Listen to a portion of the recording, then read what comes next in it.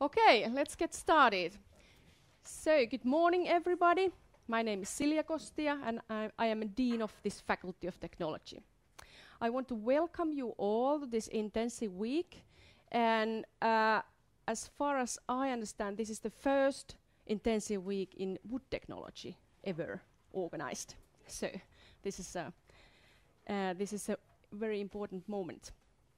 So I know that you have quite a tight schedule and you are running a little bit late now, but I hope that you have a very lovely week, and I hope the weather will be something like this, because a week ago we had a quite cold here and a lot of minus degrees, so now like this, so you will survive here in Finland. So these kind of intensive weeks are very important, not only for students, but also to our staff members. It's an opportunity to have new relationships and also I hope to learn something new. And I hope that this motivation project will be running for 2 years, and I hope that then our student will also visit your countries, and you will have nice workshops after this as well. But it's important then you give feedback that we can probably, or Mika and Ilkka and other staff can do some next workshop better. So give feedback and communicate. And Ilkka will give you an official presentation about Lahti University of Applied Sciences and our faculty. So I think that I leave you now, and I again wish you a very nice week here in Finland. Thank you.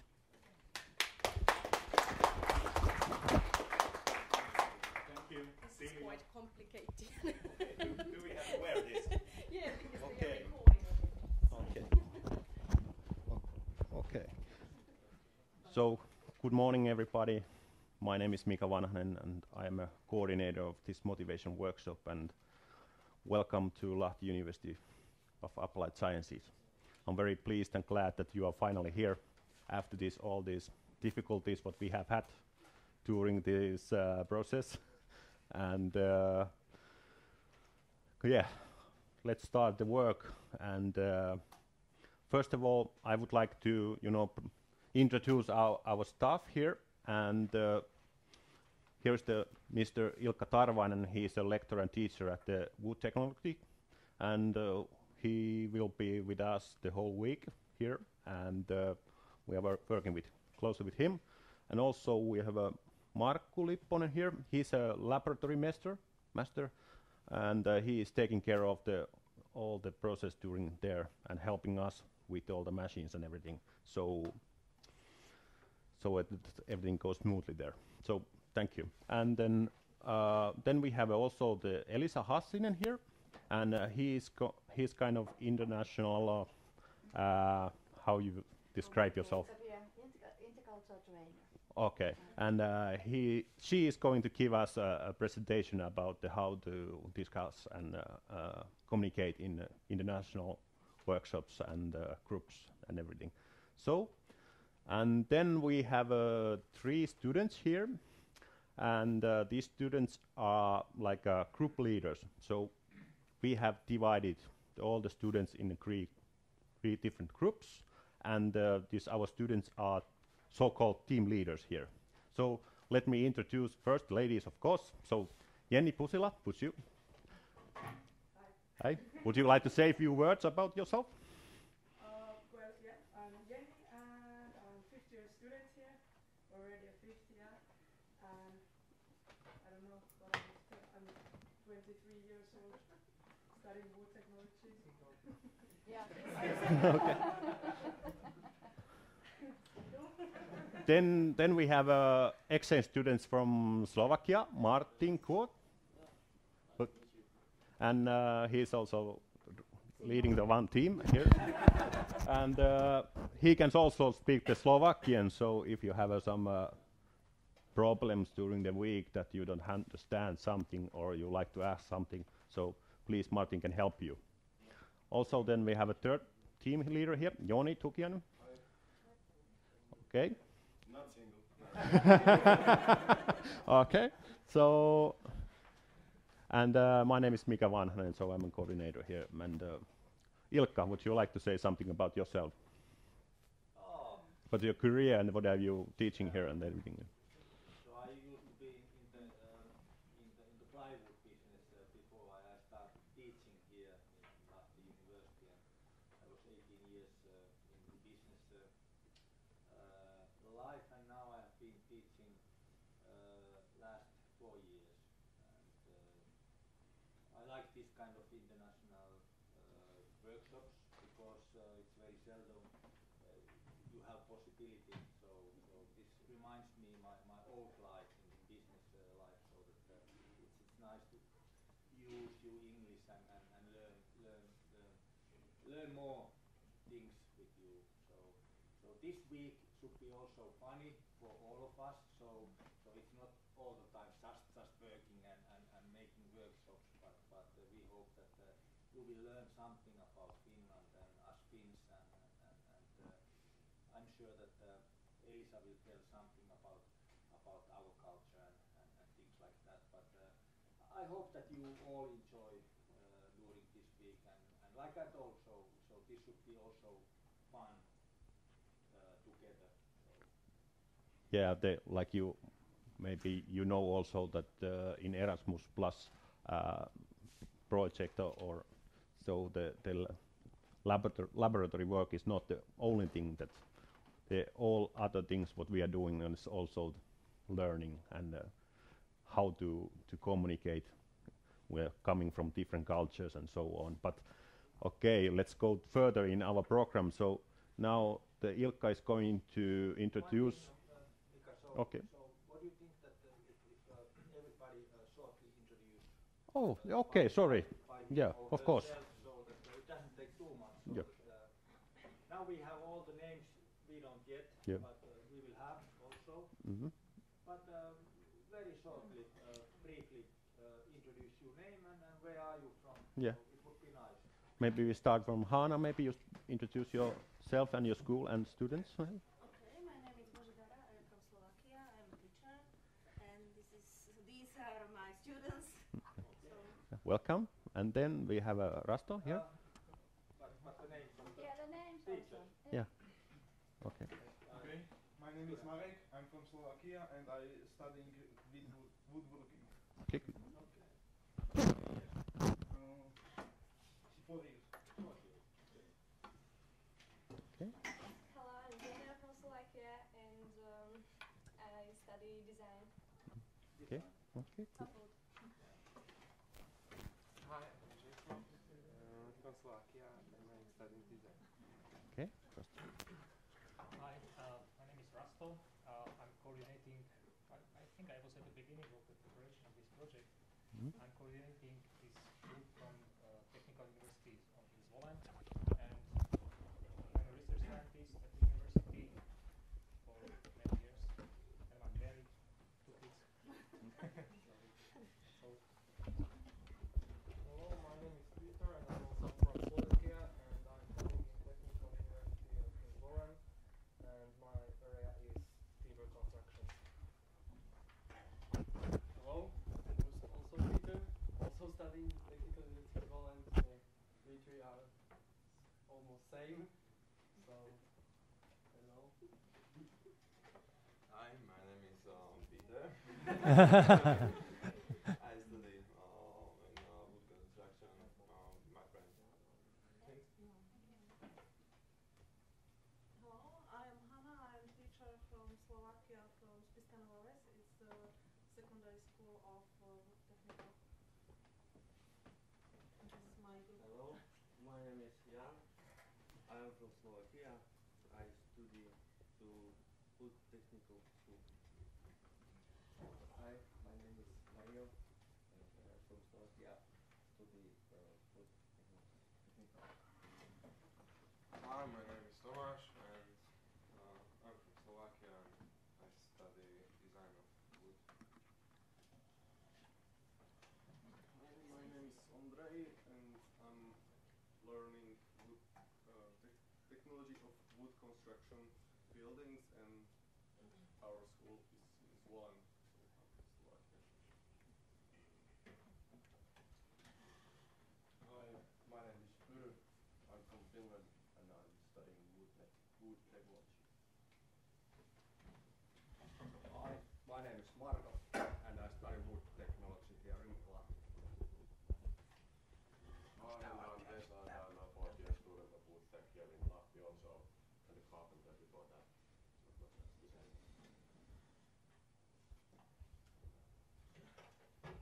Hi, my name is Oskar. I'm from Finland and I'm studying food farm. Food work. Okay, good. Hello, my name is Christian and I'm studying wood. Hello, my name is Jonas and I study woodworking. Hi everybody, I'm Mika Remes, I'm a teacher in Lahti South House. My name is László Gajó. I'm from Hungary. I'm an associate professor at the University of West Hungary. I teach all kinds of different things concerning wood technology. And we, on the Hungarian side, we replaced the German partner who unfortunately couldn't, for some reason, make it into this project. And this has all happened very sudden, so if sometimes we look a little bit lost compared to some of the other partners. Please forgive us, that's my illusion. And one last thing about me is that I'm terrible with names, so if by the end of the week I still don't remember most of your names, please forgive me. And these are our students that are themselves. Hello, I am Benedek. I study at Hungary, Faculty of Wood Sciences, and I am a 3-year-old student. Okay. Hello, I'm Bence Farkas. I'm also learning in Hungary at the same university as mentioned before. I'm learning wooden sciences and industrial technologies, also in my 3rd year, but I would like to go on. That's all, thank you. I am Balázs. I'm studying wood industrial engineering, just finished bachelor studies and going to masters from February. Okay, thank you very much, and once again, very welcome to Lahti. And now Ilkka is going to tell you about our school system and Lahti University of Applied Science. So, Okay. please. Okay, it was really nice to hear your names and where are you from, and I have to say that thank you Hungary that you in a way you rescued this workshop, so thank you very much, because so without you we wouldn't be here, so thank you. Okay, my task is introduce briefly our Lahti University of Applied Sciences, and can you everybody see, or should I close some, switch off some? Yeah. There is still that window open, so if you feel cold, so just close it, because okay.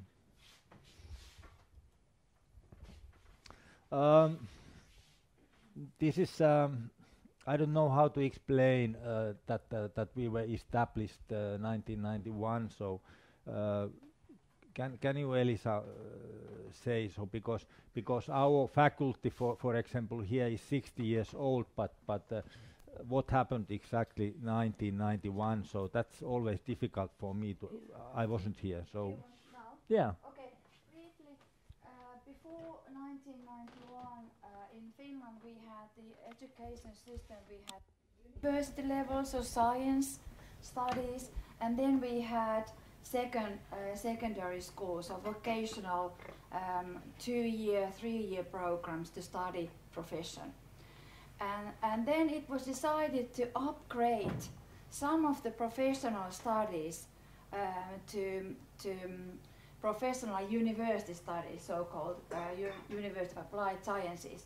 So for example, this engineering studies here at this building, it was upgraded to meet the bachelor level in the world. So one more year, and that's why we say that the Lahti University of Applied Science was established in 1991, because of this new education level between university and then this vocational.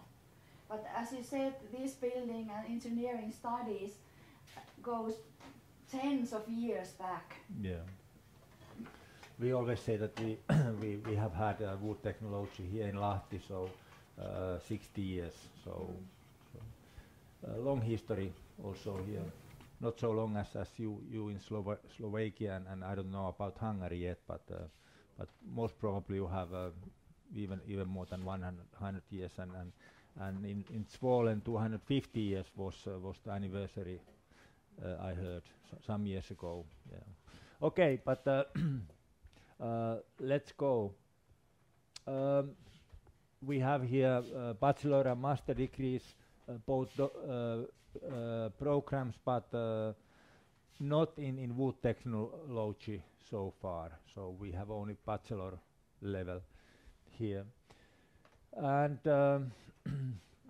this is that 75% of the theses were made to our industry, and it's very important for our students that they learn to cooperate with the business life before they graduate from our university. This is the system you can see, and this is the basic education, and this is a must for everybody in Finland. This is extra class, this 10. So if you are weak in some things, so you have possibility to have one extra year. But then you have both possibilities to go upper secondary schools or vocational schools, and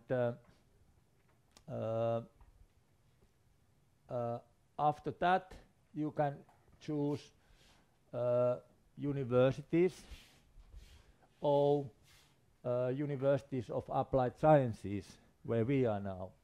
And you can see that there are also different credit points, 210, 240, 270, even 300. And then if you follow the universities, so there are different credit points. So, but this is actually the way we Finns are studying. This is maybe easier for you to understand. This is a bachelor degree, and for example here in Lahti, our wood technology students, they need 240 degrees,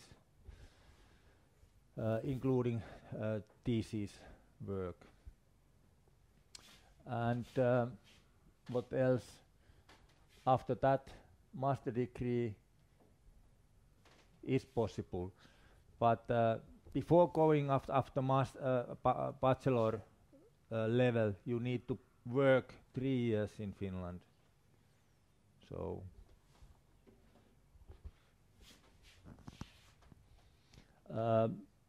what else here is okay, this is now Lahti University, and you can see that there is business, there is design and communication. Now we are here in technology and engineering. We have social and healthcare. This tourism and hospitality management, so is not, we are not taking anymore the students inside to this faculty. And was it so also that music and drama, but fine arts Will be close to. too? Okay, so that's in a way a pity here in Lahti, but that was the decision what was made a couple of years ago. There's no interest from student side? There is, but I think that the decision was made according to the employability from these degrees and bigger concentrations as well. The fine art was very, very small unit, and teaching small unit is expensive. And since due to this economic crisis, we just have to cut down the expenses and concentrate on teaching in bigger units. Yeah. And we were the losers in this case. Yeah. Okay. But there are still some that there are still students studying in those faculties, but we won't take any more new students in those lines. Very briefly, this is a faculty of business, and you can see that you can manage that in 3.5 years. So we say in technology it's always 4 years. So 30 credits more, and they have what is under this program, so you can read those, and then they have the master degree program as well. So it lasts 2 years, 90 credits.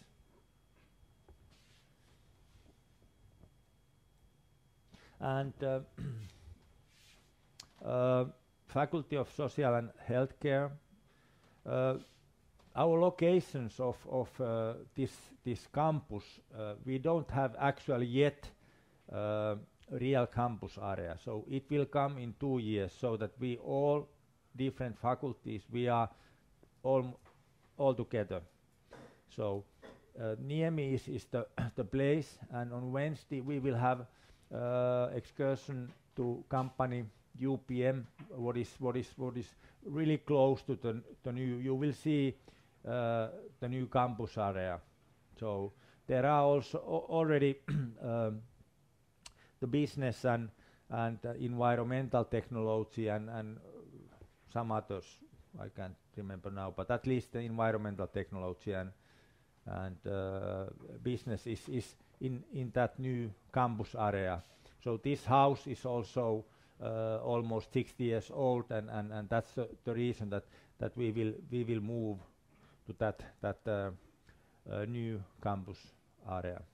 So when you come after 2 years, so we will not be anymore here. Okay, that was social and healthcare. They have also master degree programs. Okay, like Elisa told, so that we are forced to close this faculty, unfortunately.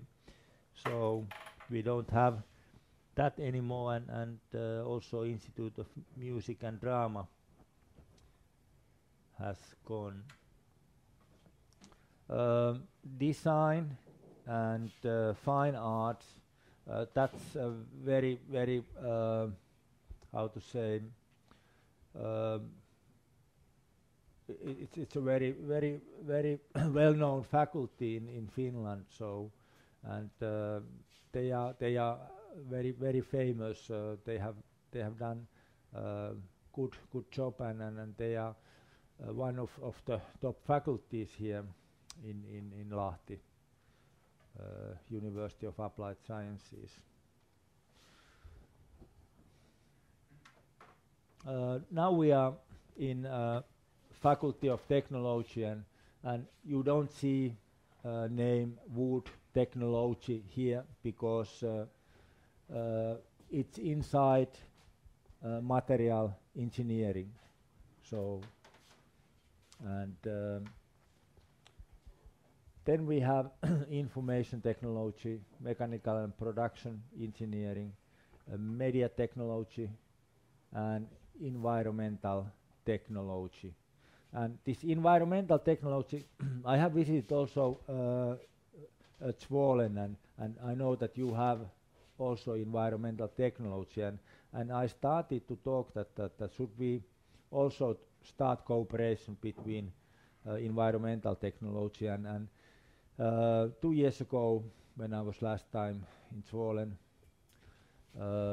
your colleagues said that yes, of course, but so far nothing has happened, so you have to talk them that we are still waiting for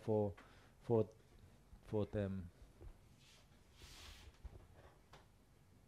So this is now where we are in this house, Faculty of Technology, and these 5 programs we have here. In this presentation, I shortly tell something about Finland as well. Hopefully, I don't talk, Elisa, you topic, so I don't have any stick here. So, but let's try to. Lahti is here in the middle of the South Finland area, as you can see. So this is very important for Lahti because it takes only 48 minutes by train to go to Helsinki. It takes from Lahti 2.5 hours roughly to go St. Petersburg. Do you know how many people are living in St. Petersburg? Any ideas? Few millions? Oh, 5. Yeah. More than 5 millions. How many people are living in Finland? How? A little bit more than 5, yeah. 5.5, something like that. So can you imagine that here are as many people living than in Finland. So, and as you know, we are not part of the NATO because we have been independent in that sense. But you have to notice that we have the longest border with Russia in the whole European Union, and that's 1,200 kilometers. And I always say, you don't need to believe me, so this is not politics, but the Russians, they control all the time with their mix. They try to come over our border, and they measure how fast we are there with our Hornets. So believe or not, but this is game always. So we are now not in the Ukraine, so there is no.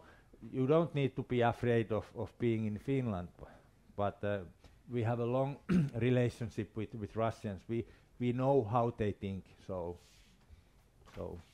okay, but that's always the story I tell. There are, as I told, that the connections are excellent from Lahti all over in southern Finland, and this is a very good meeting point in that sense. Okay, you have read something. Yeah. You will see also something about our harbor, and that's 1.5 kilometers from the city center where you are living. You can go by walking, but you don't see the lake because it's white, it's frozen. There is about so much ice now, and I think that there is even the road going between the Niemi and the harbor now.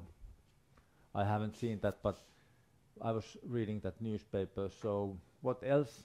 The lake system of Finland starts from Lahti to the north. So you can go by boat something like 450 kilometers easily from here.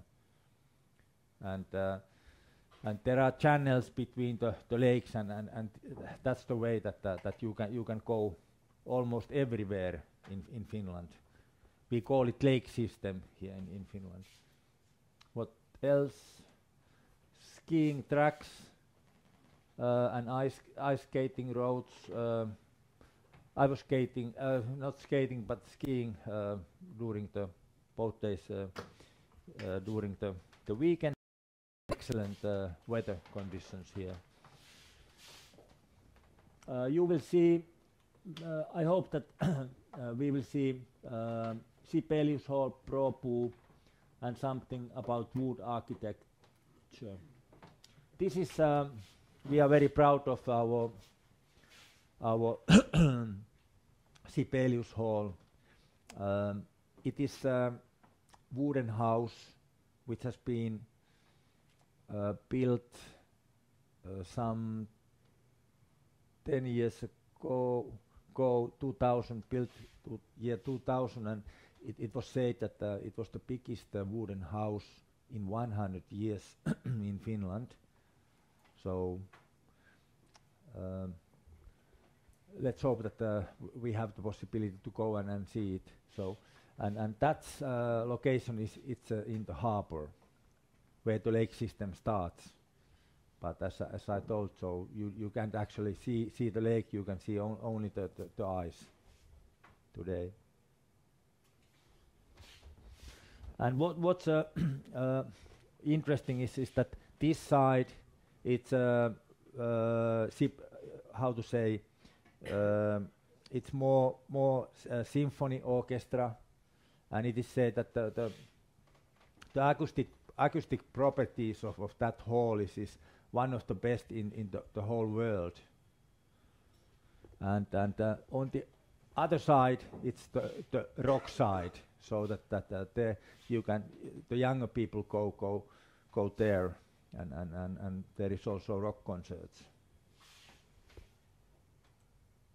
What you can do in Lahti, we call Lahti is our winter sport city, and there are many games during the year, and it's always after World Championships games.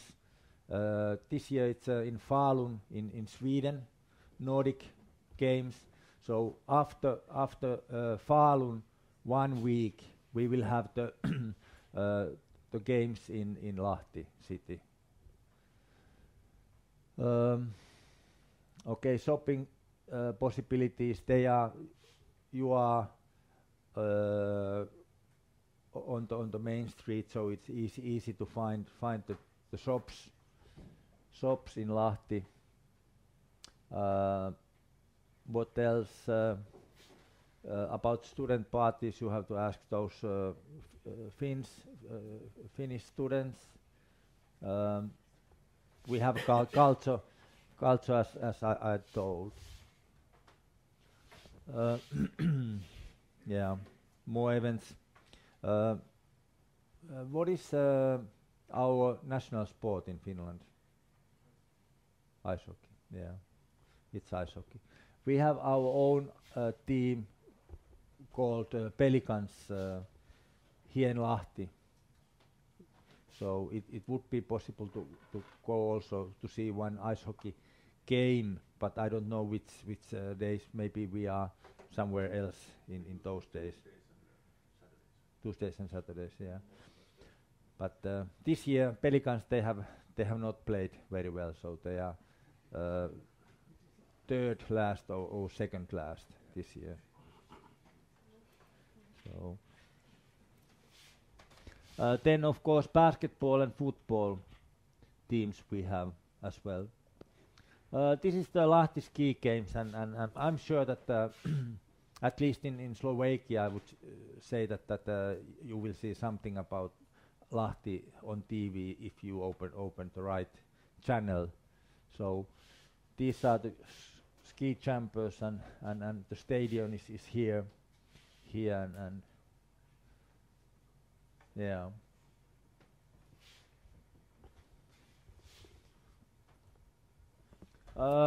Okay, some years ago um, our foreign minister announced this kind of Finland brand, and what we would like to be credible, contrasting, creative, and cool. So, Jenny, do you think so that we are cool Finns? Are we cool? Okay. Yeah. Cold or cool? Yeah. Yeah. Okay, some facts about Finland. So the most important things is to know about Finland, that how many how many lakes we have. So you can always say that almost 200,000 lakes we have in Finland. So that's amazing. So if you take a look, so it's almost everywhere is water. But anyway, we have forest more than anybody else in Europe. So we have lakes, but we have also forest more than anybody else in Europe. Okay, summer cottages, reindeers in Lapland, not in Helsinki. Okay, salmons, I don't know who has measured that we have 200,000, but we have also national parks. And is it so, Mika, that you will experience also Finnish sauna on Wednesday evening? So Thursday. Sorry, Thursday. Thursday evening we have a student evening, so Yeah. we are going to go sauna if you like, and there's also the possibility of swimming. Yeah, let's swim in ice. Yes. All right. What is smoke sauna? So it's it's a very famous traditional Finnish way to make a sauna. There is not a chimney. There is no chimney. No. So you just burn the wood inside tons of stones, and the smoke can circulate in the sauna, inside the sauna, some 5 to 6 hours, and it will be heated like that, and then they let the smoke outside of the sauna, so that before you go to sauna, all smoke must go away, and the fire will also be closed, so that there is no fire anymore. So at all, it's only the tons of the rocks or the stones, and they are hot. You put water on that. It's total inside. It's totally black inside. So, and the löyly, the spirit of the sauna, we call when we throw the water on sauna to the stones. It's totally different from the sauna today. So let's say industrial sauna or so. But I'm sorry, we cannot offer you this this smoke sauna on Thursday. But anyway, good sauna. Okay. Like I told, so this is the how long Finland is, and what is the width of Finland, and our neighbors are Sweden, Russia, Norway, and in south Estonia. Currency, euro. We have official 2 languages, Finnish and Swedish.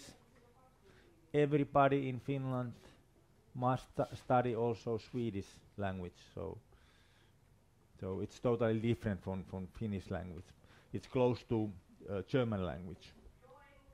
Belongs to German language group.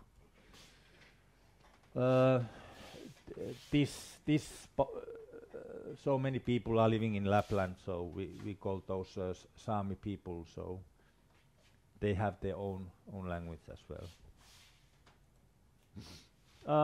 The climate, so you are lucky actually because it's already so mild during this week. I think it's -1 to -3. Could be in January, February, which are our coldest months in Finland. So easily -20 here in South Finland. And in Lapland, so during the last 2 weeks there was all the time over -30 degrees. So and that's something how to say, very odd that in summertime the sun is shining in Lapland 73 days all the time, so there is no night. Difficult to sleep, especially for, I have heard, the Americans, they cannot sleep in Lapland. So and also opposite, 51 days darkness in winter time. So it's also difficult to understand. So how they can survive without light? We are lucky here in Lahti, so that the shortest day is something like 9 to 3. So is it 6 hours? Something like that. Yeah.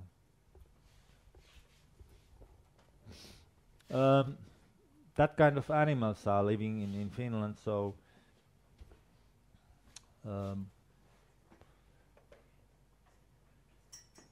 there are not mentioned how many.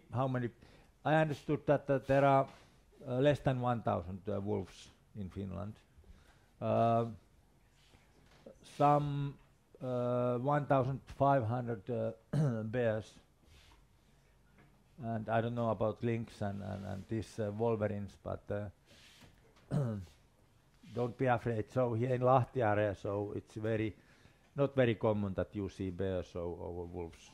So, but there have been. So there is the golf range close to us, so maybe 5 kilometers from here. And 4 years ago there was a bear waiting for you in the golf range.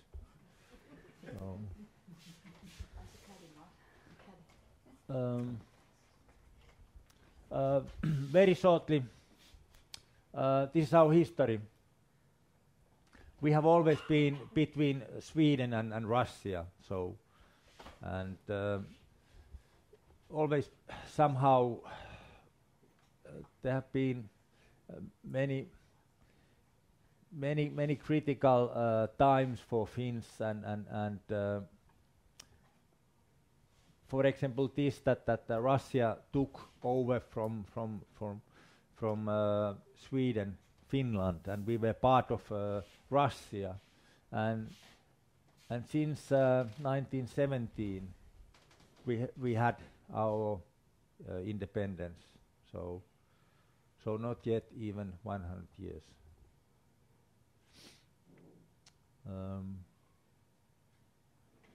Yeah. But always between those two countries, so Sweden and Russia. Some famous Finns in sports, so maybe there are. This is a little bit old. Maybe you know some names, but we love Formula 1 and rally in Finland. As well as ice hockey. During the last years, we have, I don't know what has happened in our ski jumping, so that we cannot anymore jump. So,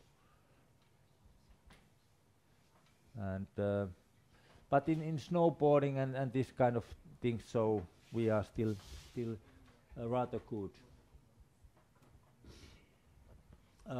Some names you might know, culture names.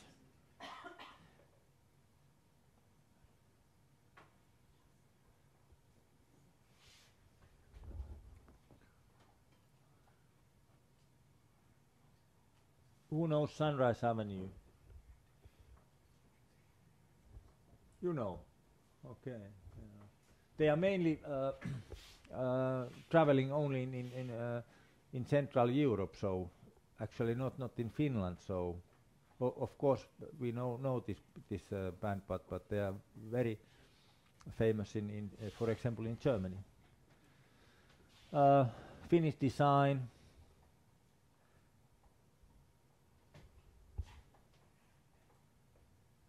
And of course Santa, you know that Santa is living in Lapland, and if you want to test it, so just put it in the postcard or the letter that Santa Finland and write inside of that something. So I promise that Santa will reply to you. So that's for sure. He has his own post office in Lapland. Okay, you all will learn something about Finnish sauna on Thursday, but these are some facts about saunas, and we Finns love saunas, and we go even a couple of times or several times during the week in sauna, and many Finns have even 2 or 3 saunas if they have summer cottages. And when they are building block of flats in the middle of cities, so if there is only one room, so the second room must be sauna.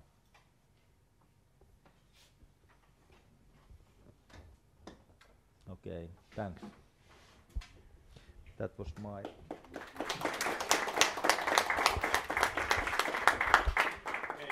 Thank you very much for your presentation and your also all the cultural issues. And next speakers, we have Elisa Hassinen, and she will tell you about the communications.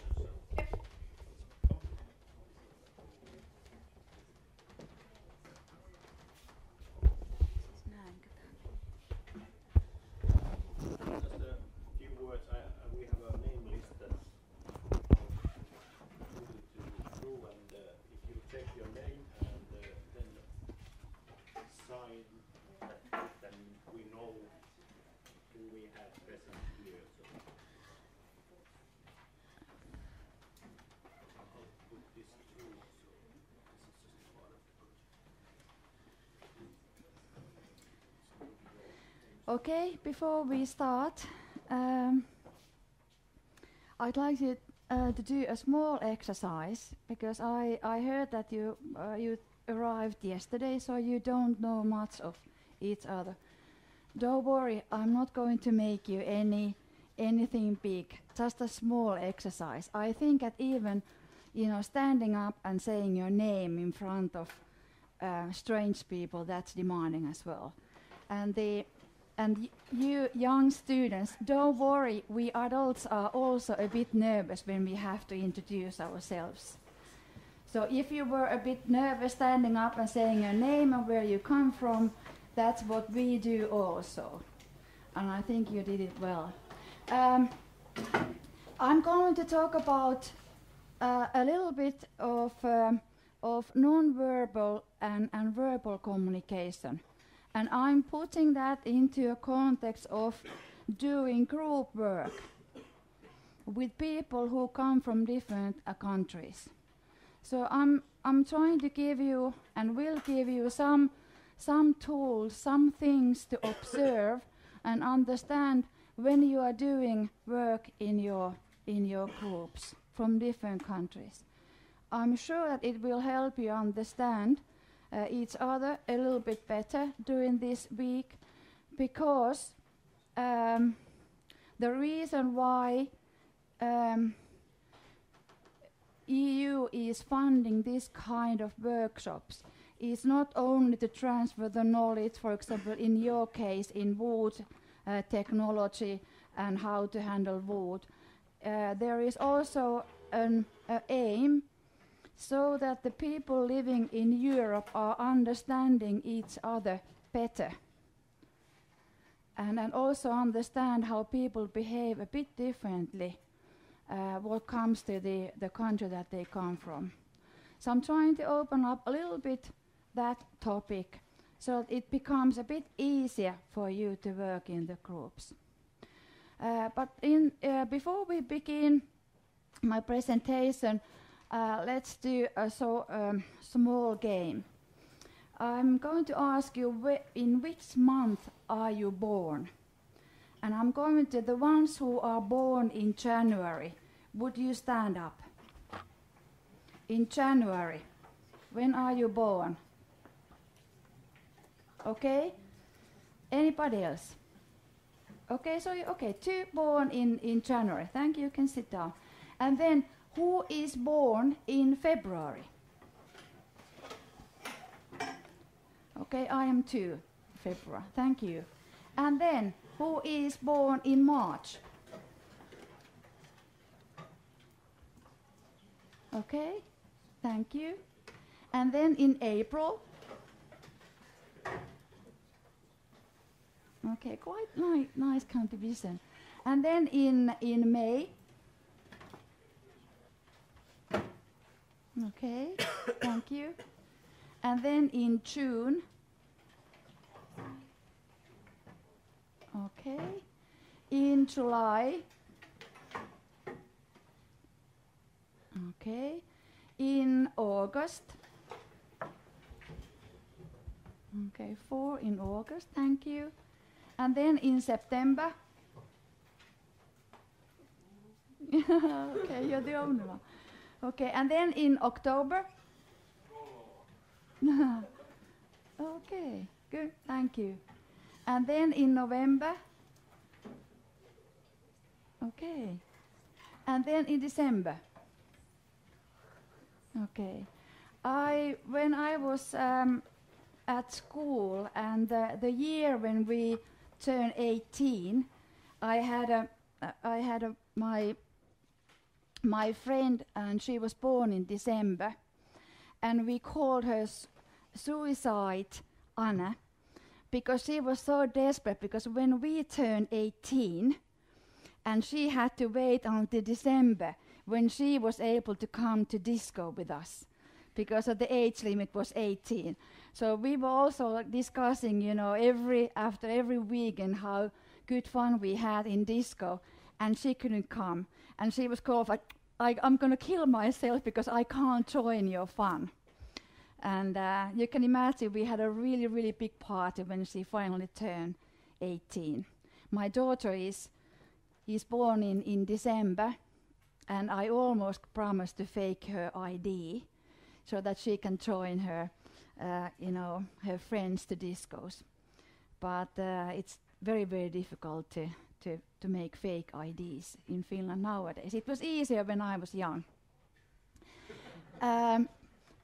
Okay, so let's start by looking at a picture of cultural iceberg.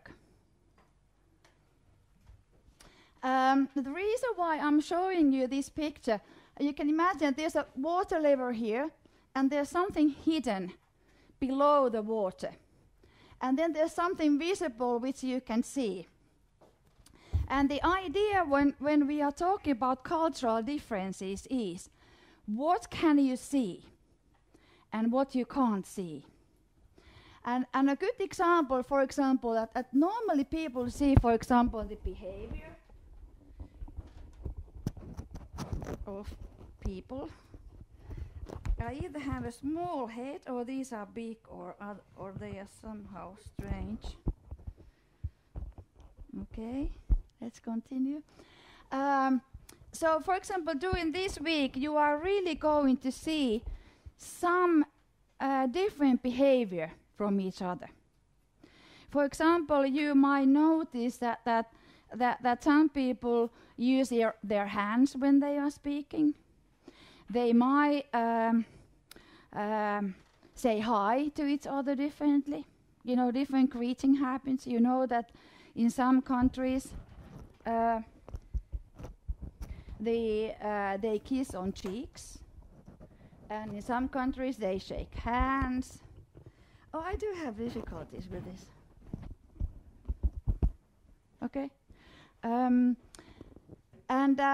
for example, in Finland we shake hands, and from distance. So we really don't want people to come very close to each other. Kissing on cheeks, that's what, I don't know, Ilkka, how many times you had to kind of do that with your, in business life, with your female colleagues. That's right, yeah. But you learn to do that, even though kind of like normally we just shake hands, you know, from distance. And so that's what you can see. And also what a good example, for example, the difference, what you can see, and then why people behave the way they do, is that when you look at the Finns in Lahti, when they are waiting in the traffic light, if you are walking and there's red light in the traffic light, the local people, the Finns, would wait for the green light. And that's something that foreigners are wondering, why do we do that? It's minus 25 degrees, and it's 11 o'clock in the evening, no cars, and there's red light, and we stand there and wait for green light. So are we crazy?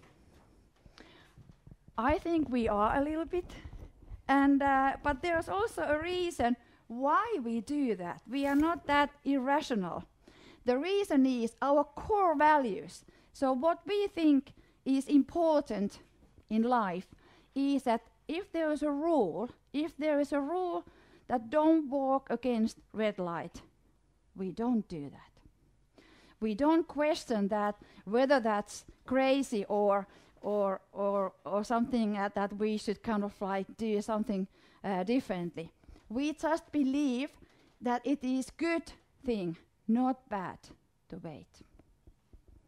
And then the attitude, I don't wait for the green light because I've been traveling and lived abroad. And I've started questioning, why do we do that?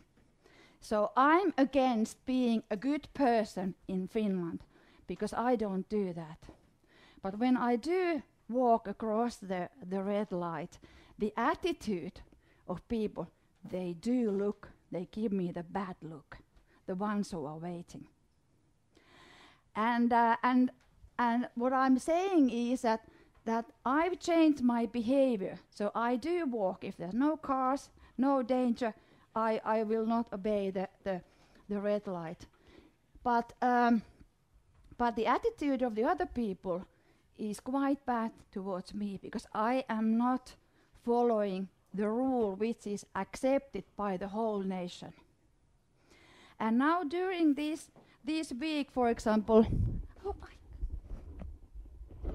remove this and have it.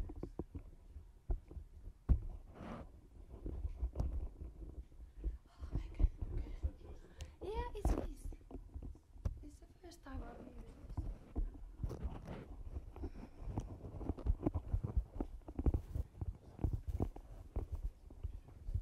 Haha. No. En mä siis tätä saa pysymään. I think the mic should be on the right side of your head. Siis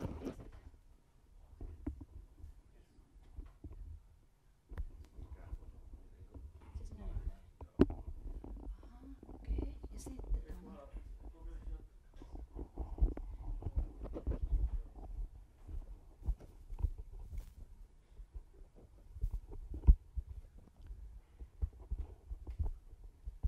Ja sitten mä pienennän sen.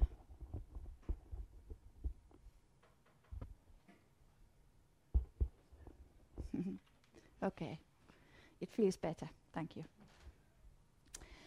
Okay, and then if we talk about the attitudes, and then what comes to the cultural differences and people trying to understand each other, the values, what is right and what is wrong, they are changing very, very slowly.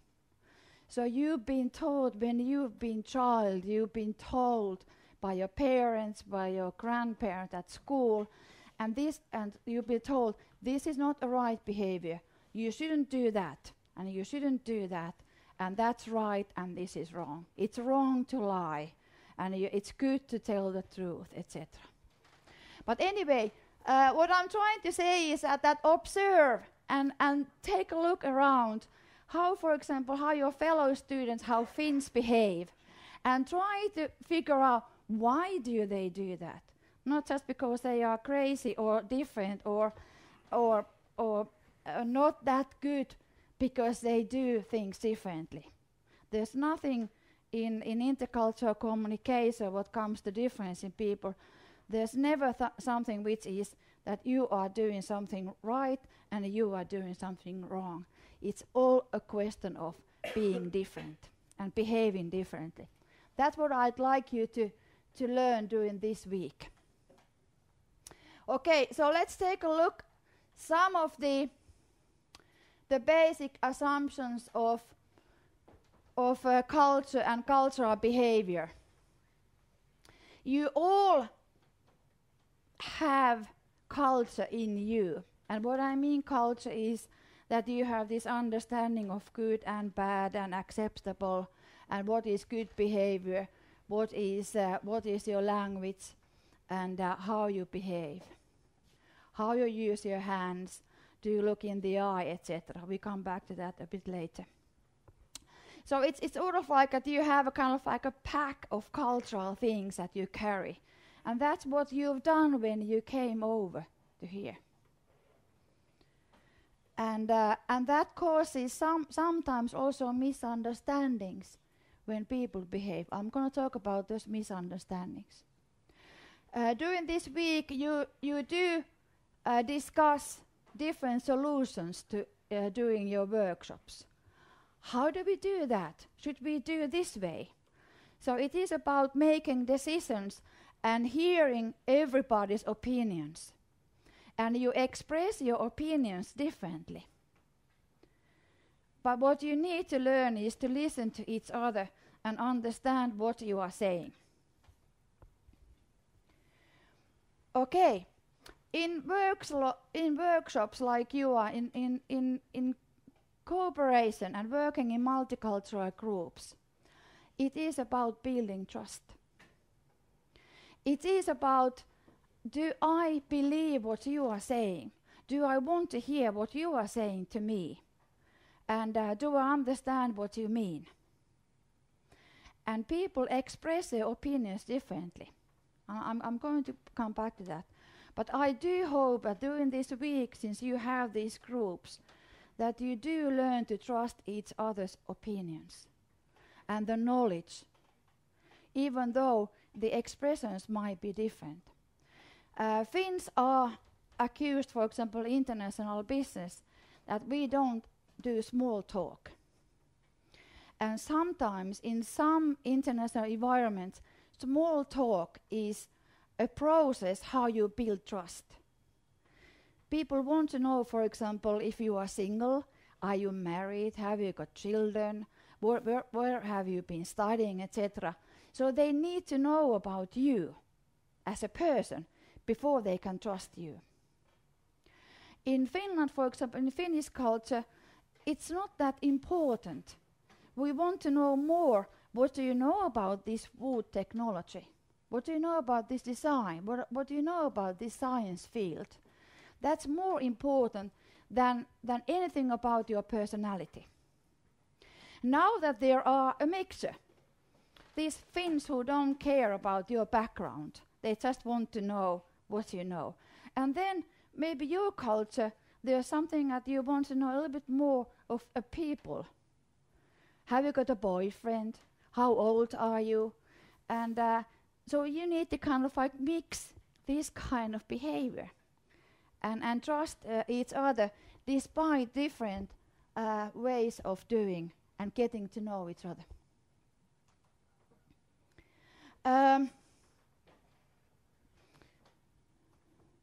Okay, let's go to the verbal communication. In intercultural communication, we divide the differences what comes to communication, non-verbal and verbal. So verbal communication means that you use words. And how you use words. There's a different kind of categories and groupings how people use the language. But in the very beginning, I want you to remember that when you feel nervous or shy to speak something in English, remember that the language and the grammatic is not important. It has nothing to do with this week.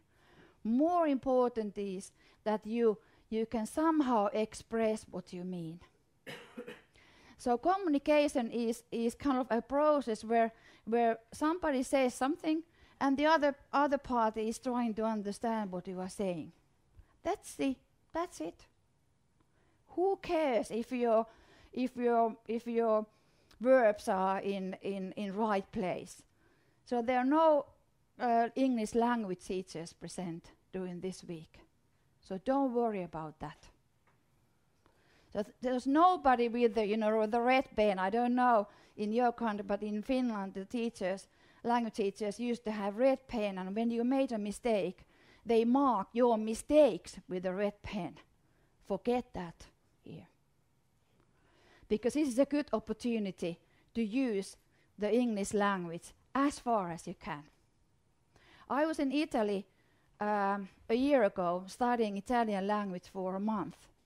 And I started from zero level. I only know kind of frutti di mare, pizza, frutti di mare, buongiorno, and etc. So I knew 10 words.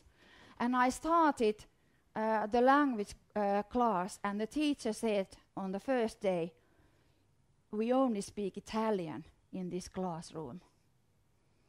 And I said, impossible. I'm a grown-up woman. I'm not going to only use this 10. I can't speak anyhow in any way with my pizza fungi or pizza frutti di mare words. But I did learn, and I was late, and on the third morning, and I had to explain in Italian in front of the classroom why was I late. On the third day, I probably knew 30 words, but I was able to explain somehow.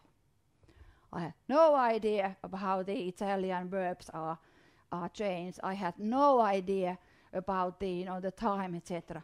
But they understood why I was late.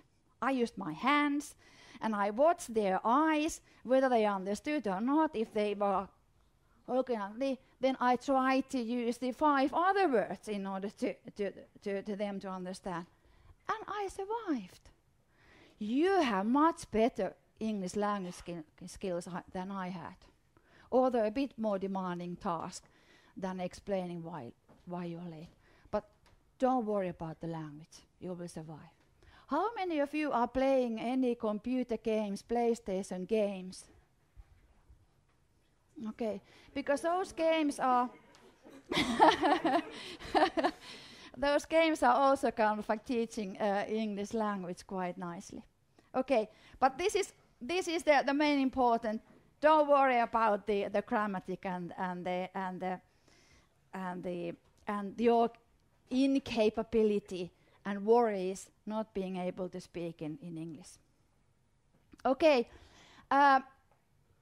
one very, very big thing when we speak with each other is at how we take turns. So when is my turn to say something? Now it's easy for me because I sort of like expect that you listen to me. But when you are sitting in front of a table and you do make decisions during these workshops, then this element comes into place. There are some countries where people, it's a common way of discussing that there's kind of like no pauses in between the sentences. What I'm trying to explain is that, I just need to kind of like draw something, because otherwise it's impossible to. What I'm trying to say is that Finnish communication style, and now I don't know about Slovakian or Hungarian communication style, but try to figure out what is your communication style. The A communication style is that when a person starts say something, the person A, for example. Then she or he finishes, and then there's a pause, and then the person B starts and finishes the sentence or a speech or whatever, how long it will take, and then there's a pause, and then the person C starts. So there is this silence. And then there's this second communication style when the person starts, person A starts, and then the person B continues. No pause, no silence between. And then there's a person C who nicely, smoothly continues the discussion. And then there's this third version is the person A starts, and then the person B doesn't wait until the person A finishes. And then the person C joins the conversation. This is very common to Latin cultures. Spain, Italy, Southern America. And this is very common to Finnish and Japanese way of communication. We nicely understand each other with Japanese when we just communicate. The differences and the difficulties comes later. You can imagine that when the Finns, when they are in your group, they wait for this pause, this silent moment when they can say something. And then when the Finns go to Latin countries, when do they join the conversation? Never. I've been in situations where there are Finns, and I see that they have something to say, but they don't know when, because there isn't this pause. And when these Latin people are communicating with these, Finns would very, very often say, "Let me finish."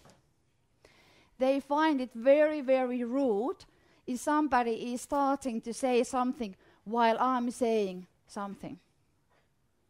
And they don't understand that for example, how can I trust that person who interrupts me, who doesn't respect my knowledge and my kind of like by interrupting me, by talking to me at the same time when I have very, very important to say. I suspect that Hungary and Slovakia is close to somewhere here. Maybe this, or maybe this as well. There also kind of there are personality differences, and engineers in general tend to be somewhere here. So pay attention when you discuss in your group, when is your turn to say, and how do you know it's my turn? That's very important. Because if you feel that you are not heard and you are interrupted, you don't enjoy the speaking and working in groups. Okay, then listening.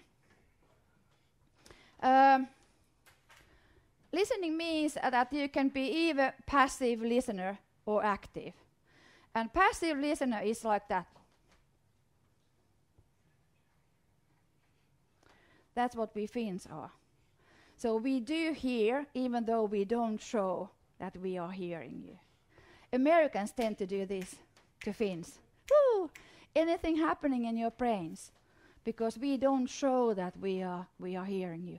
We are good listeners. We do hear, but we just don't say. We don't say no to I was married to an engineer, and I very often asked when I was speaking on the phone with him, "Are you still there?" Because when I was saying, he didn't say, okay, good, no sound at all. So I felt that there was nobody at the other end. So that's what we do. And what I'm trying to say to Finns, start at least nodding a little bit, kind of. Even though it might be possible to say any sound. But you can imagine, how can you trust a person if you don't know if that person is hearing you? you probably say that I don't want to work with that guy because he's not hearing what I'm saying. And then you even have to wait for the reply or and the pause that they say something.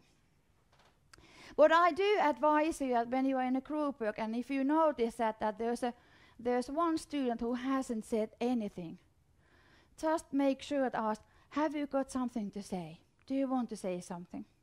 And when you are asked to say something, please say something, because you all know about the topic. So don't worry about that. It's only a question whether you are encouraged and if you have a possibility to say. Politeness is more or less like politeness towards the teachers. As you notice that we introduced main ourselves by using first names. So in Finnish school system, teachers are not called Professor Tarvainen, Professor Vanhen or Mr. anything. We use first names also to teachers. I'm not saying that sometimes it's difficult to learn to do that, and it is still showing politeness to teachers. Exchange students sometimes coming from, for example, from Germany, they do have some difficulties. That how am I showing politeness to teacher if I can use the first name to teach or respect? Okay, we skip these, and when we go to these communication styles, these are kind of like groupings how communication style is grouped. Direct and indirect means that direct is that I'm saying exactly what I feel. This is a Finnish communication style. So they wait for the pause. You can't see if they are listening to you, and then they say, I think we should do that. And that's it. Then you might need to kind of like ask, why do you feel that, and etc. Indirect is something which is that you are giving hints. So you are not talking about the topic exactly and how things are done. It is like, I was wondering if we could think about doing something differently, and I heard that somebody in the other group did this way. This is sort of like indirect communication. So the listener must kind of understand that the opinion is somewhere here, not specifically put on the table. But I don't see that you have that challenge because you are mostly coming from direct communication countries. Formal, informal, it means kind of like it is also related to clothing, and whether you use these formal communication styles, kind of like addressing Mr., Mrs., and etc. Linear versus circular, it means that some countries are communicating like from A to B to C.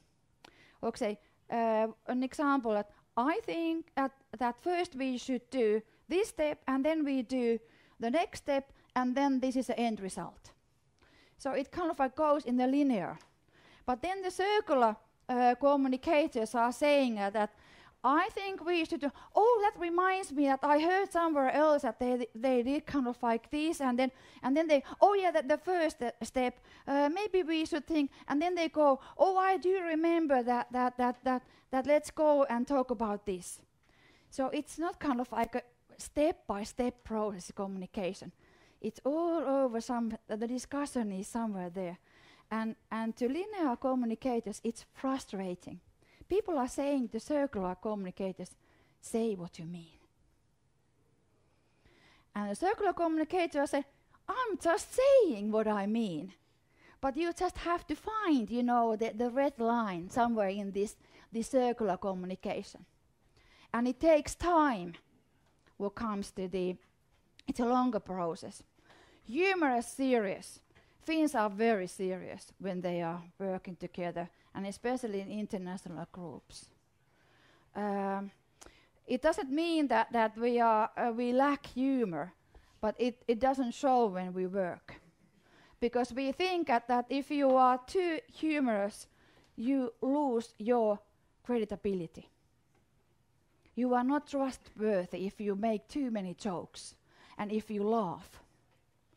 Laughing is not a matter, you know, in Finnish school or working system. It has changed along the new generation. It has changed. I'm not saying that we don't tell jokes or something, and we are not that serious. But what comes to the comparison to other cultures, we are quite serious people, and you can see it from our faces. And then abstract versus concrete. I believe that you don't have that many challenges or difficulties when it comes to this neutral, this abstract and concrete. I think you are mostly quite concrete people. There are many other cultures who are more abstract. Neutral versus emotional. It means, for example, if you get angry, can you show that in your workshop? Can you walk away if there's a kind of argument how to proceed? Can you walk away kind of by being angry? And how do you come back? And then there are people who don't show any emotions. For example, in workshops. You don't know how they feel. There's no joy, not kind of like anger also shown. So pay attention to that. There are, of course, personality differences, but when we are grouping cultures, this is one way of. And then also kind of like verbal. Do you use words to say you're saying, or are you using also hands to show what you mean? And so this is also a difference. Okay. 2 more slides and then we are finished kind of like with the tools to your group work. Eye contact. There are cultures where eye contact is very, very important in order to build trust. I don't know in Hungary or in Slovakia, but for example in Finland, when there's a young child and there's and the parents think that the child did something wrong, but they didn't see. And when they ask, for example, did you throw the ball into the window and break the glass? If you don't look in my eyes when you say, no, I didn't do that, I think you lie. If you look to the ceiling, no, I didn't throw the ball, we would think that you are lying. I don't know, is that the same also? Okay, right. But for example, in Arabic countries and in African countries, if you are an older person, you can't look in the eye. Because the respect, if you are a younger and on a lower position, you are not allowed to look in the eye to the person in a higher position. I've been in a situation where the person I was asking kind of like, did you do that? In internet's office, I was kind of like solving a conflict between a couple of students. And a student from Nigeria, he was just saying, no, it didn't happen like that. No, I didn't do that, even though he's saying and he looked up. And I noticed that I was kind of like, following him because I was trying to find, the eye contact. And later on, I found out that he was actually telling the truth. So don't trust the eye contact just being the sign of being honest. Personal space. When you sit around the table, observe how close do you get people to come to you. Because we all have kind of like a safety zone. And we don't want people to come inside that zone. You can very clearly see, for example, if you go and sit beside somebody, and if the person thinks that you are too close, the person would move away a little bit. Move the chair a little bit away or step away from the situation. And it's not because, for example, that you have bad breath. So there's nothing, bad smelling coming from your mouth. It's just that you went too close. And Finns, they need quite big space. and so don't kind of like don't be offended. It's not because of you that they don't want to work with you. It's just that you kind of like you went too close. And then in other sign, for example, what is protecting your safety zone is that you might put your hands like that. You know, this is kind of like, this is a fender. If somebody comes too close, you put your hands to protect, you know, yourself. Misunderstandings, because when you build trust and if somebody steps away from you, you think that person doesn't like me. Which is a shame. It has nothing to do with that. It's just that you are too close. Touching and using hands. So don't touch Finnish people. It's kind of like it's a violating the safety zone, and we are not a touching culture. For slapping on the back or kind of like, or quite many Finnish males, when they shake hands with somebody, and then the other person, nice to see you, kind of like, quite many males don't like that. It's too much. And saying, for example, I do touch people. I'm a bit exceptional Finn. When I do touch, for example, hey, can you come here? I know this kind of like shivering kind of, you touch me. And so don't touch Finns. And it has nothing to do with us being naked in sauna. That's different. But also in sauna, oh no, we can't touch it. You can't sit, so close that the skins touch. Don't do that. And using hands is also not allowed in Finland. There are people who are learning to give presentations, Finns, and they are taught how to use hands. Because otherwise they would kind of like be comfortable with this, or men this, and in a pocket. But how to use hands, because we've been told that in international business, it's good to use sometimes your hands, to make, the presentation a bit more, live. So this is kind of like, this is taught in Finland. And using too many hands, it doesn't build trust. Because you are not kind of like, you are not trustworthy. Because you use so many hands. Just say what you mean, and then I believe you. And I don't know in Hungary or in Slovakia, but I think that you might be using a little bit more, but not that much as for example, Italians. Gestures, you might be seeing in YouTube, for example, and heard that some sign marks are not very good, because they can mean completely different in some cultures. So try to avoid pointing a finger. Might be very, very rude in some countries. This, you might want to check what this means in different cultures. I'm too embarrassed to explain here, but something very, very different than well done. Okay. Last thing, what do you do during the week? I did say something sometimes kind of like pay attention when you work in the group.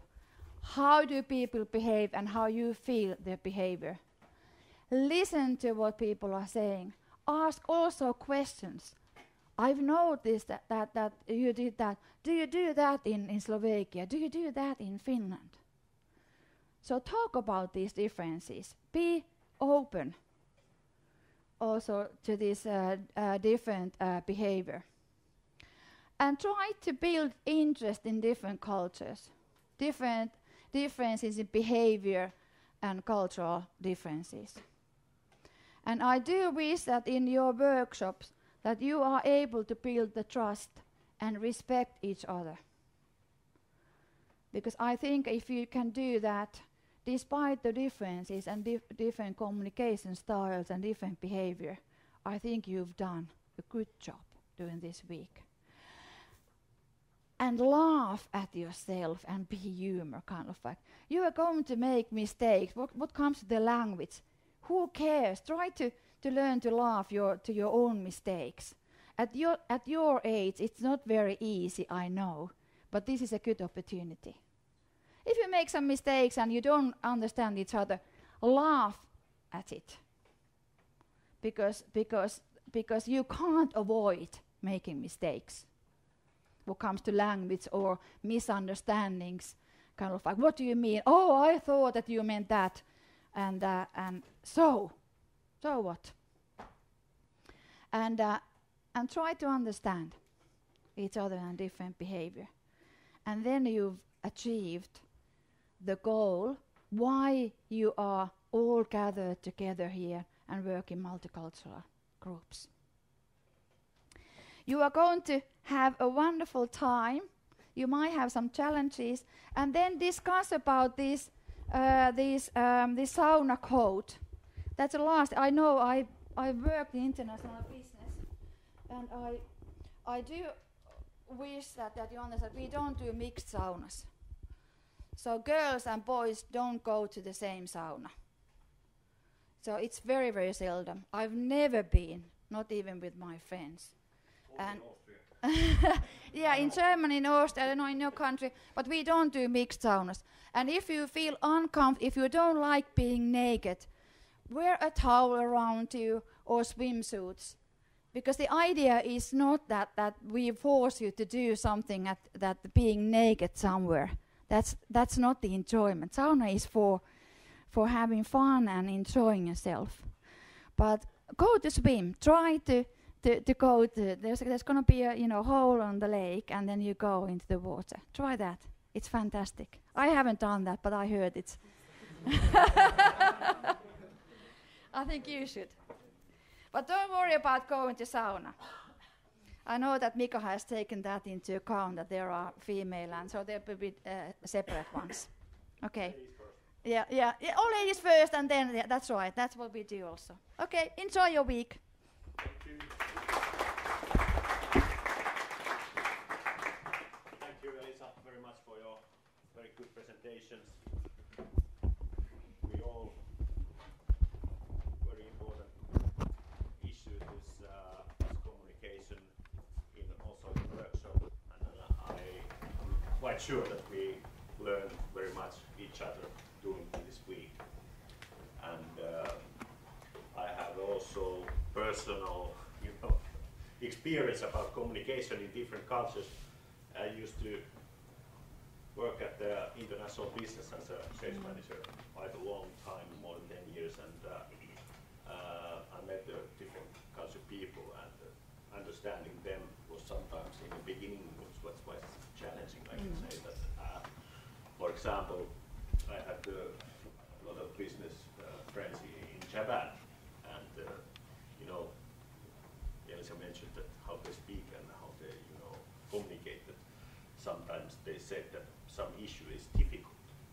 That means that it's totally impossible. They can't buy or sell, do anything about on this, but it's difficult, they say. And we understand here in Finland, if somebody says that some things are difficult, then okay, we can solve the problem. But not in Japan. They don't want to be polite, so that's why they say. But anyway, let's go to further, and I think next we have about 30 minutes or even more for the lunch. And before we go to the lunch, I think shall we have a short break? I think do we have smokers here? Usually we don't smoke at school inside, but if somebody is totally need to go for a smoke, it's possible here outside, of course, and then to have a men and ladies rooms, and you need to go, and maybe if we say that 5 minutes break, and then we meet at the lobby, or shall we meet here at the class? How many minutes? Maybe 10-15 minutes. Okay. I think 15. Okay, 15 minutes, and can we meet here and maybe then. Okay, if you want can leave all your things here and let's meet here after 15 minutes. And if somebody is going to smoke, follow Joni. Okay. Follow the Joni we do have rules and regulations for that, which we do obey. I can't remember all, but Joni knows everything. So that was smoking. So boys' rooms are in the first floor, and also the girls' rooms are up there. Yeah. I can go and show that. And after break, we look at the premises and our laboratories. Very briefly, maybe. Briefly, and then we go and have lunch. Then we have a lunch, and after lunch we continue Come at here back, or maybe we can come just or what do you suggest? Maybe so we can we come. can leave. I don't know about afternoon. So is somebody coming here? Yeah, maybe somebody's coming here. So maybe we have to take all the our jackets and bags. Go to auditorium. Yeah, auditorium. We go continue in auditorium, which is next to lobby, and we continue there with the big program and other things. Martin is going to give us the theory lessons about the phosphorus and so on. So, yeah, okay. 15 minutes and we will meet here. Okay. Yeah. Have you show the boys and the girls rooms? Follow me.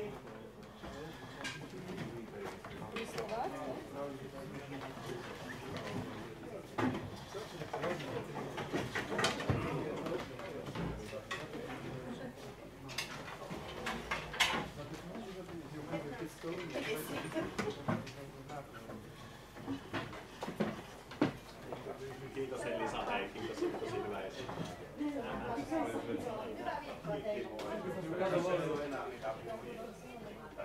Ei, joo, auditorium on enää, mä en tiedä. Mä käydään tuon kierros, että ehkä siinä nyt tarvitsi se on 12.30 tuohon alkaa auditorium. Joo, pikkasen venytä paukuun, mutta siihen mennä pistää kannattaa saada tänne nyt auki kaikki. Joo. Tuossa skupiny bude skupiny. A pozerám si, čo ideš. Älä pura ihan vielä. Missä skupiny? Katsotaan, no emme kyllä varmaan keritä hirveästi mitään aloittaa. Täytyy ohjelmaa siirtää. Ja varmaan se on tästä paketti aamupäivä. Máš ani nemáš to rozdelené, ty to máš, kto tu je zo študentov a tak.